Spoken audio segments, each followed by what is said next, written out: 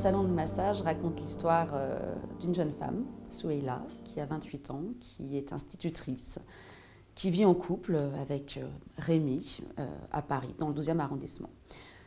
Tout va bien, ou rien ne va mal, et en même temps, il y a quelque chose qui manque. Elle ne sait pas trop ce que c'est, mais d'une certaine manière, elle le recherche. Donc c'est un peu la quête de quelque chose qu'elle ignore et qui la fait se mouvoir, choisir des choses un peu au hasard, mener sa vie un peu comme une plume qui serait emportée au gré du vent. Et un jour, elle ouvre la porte d'un salon de massage. Alors elle a toute une discussion avec ses amis qui lui disent « tu devrais aller voir un psy », etc. Elle n'a pas du tout envie d'aller voir un psy.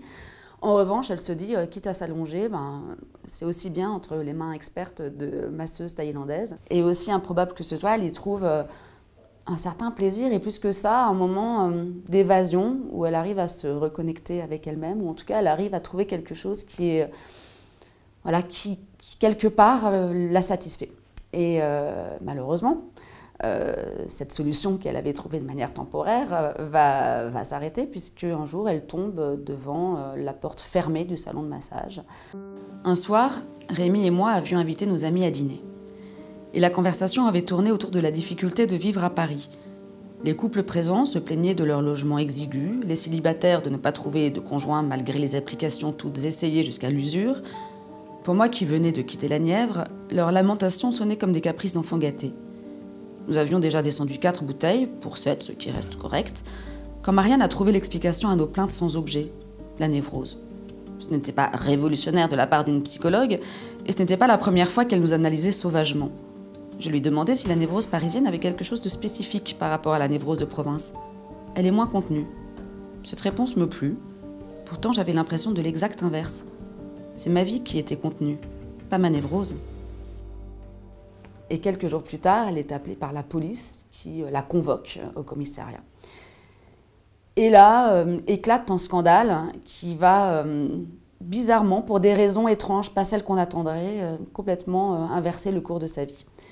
Alors à la fois, elle va se rapprocher de certaines femmes de son quartier qui vont porter plainte contre les trafiquants du salon de massage. J'essaie de ne pas trop en dire parce que je ne veux pas non plus inventer l'histoire.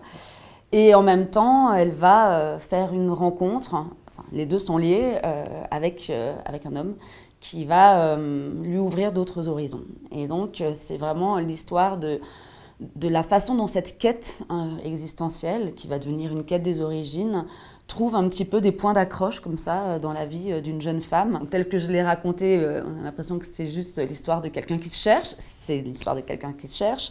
Mais j'ai essayé quand même de l'inscrire dans des problématiques très contemporaines sur le post-MeToo et de le traiter de manière drôle, un peu décalée surtout, sans prendre de plein fouet. Enfin, c'est pas un livre politique du tout, mais en même temps, c'est un livre qui cherche à s'emparer des objets et des enjeux d'aujourd'hui, tout en le faisant de manière un petit peu périphérique et j'espère à peu près drôle.